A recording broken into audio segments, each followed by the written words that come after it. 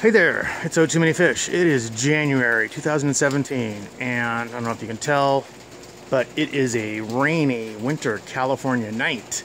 It's probably about 50 degrees out here right now, and we're supposed to get rain for about 12 hours, which is a lot for California.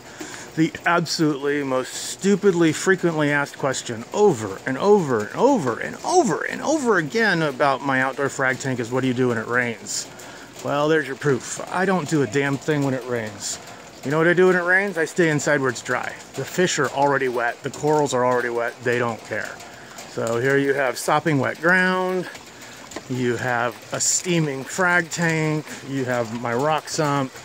You have everything sitting out on a wet night being rained on. And you know what? The fish really don't care. If we get close enough to see in there, it's tough with all the glare right now at night, but gives you an idea.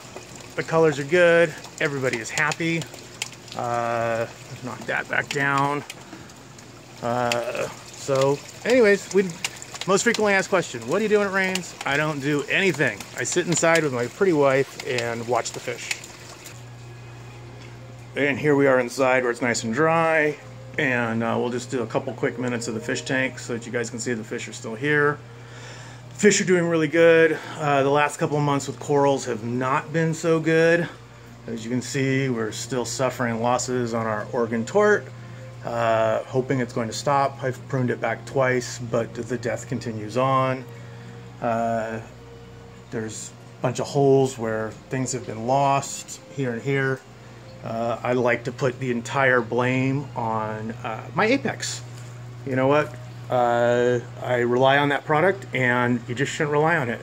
I don't know if you guys are aware, but if you're changing any of your settings in Fusion right now, you gotta not double check, but triple check when you make your settings change, because it's not updating. So, and with their last couple of updates of Fusion, things randomly changed in my Apex. For example, my heater didn't think it was a heater anymore. It thought it was a CO2 system, which if you're running a 5,000 watt, 220 volt heater, you probably don't want it controlled like a CO2.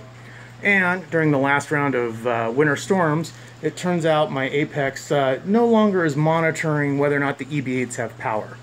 And when the EB8s don't have power, if you have any PM1 modules plugged in, your pH probes don't read accurately. They don't read inaccurately enough to send you an alarm to let you know something's wrong. In fact, they read as if everything's normal when everything is not normal. So for the last month or so, I have been just battling with things that were out of my control because I didn't know what was going on.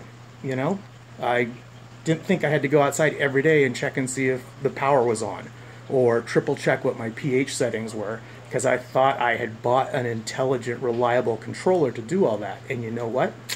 It doesn't. And even this past week, or last couple weeks, all of a sudden, my different pH probe alarm warnings were set to 10.99. Not where I would have it set for, say, my calcium reactor. And then when I changed it back to 6, guess what happened? It went back to 10.99 over and over and over again. You push the big button on Fusion, you tell it to update, you get your green light, says everything succeeded, you go back and check, and guess what? Not what you set it to. In fact, settings that are really dangerous.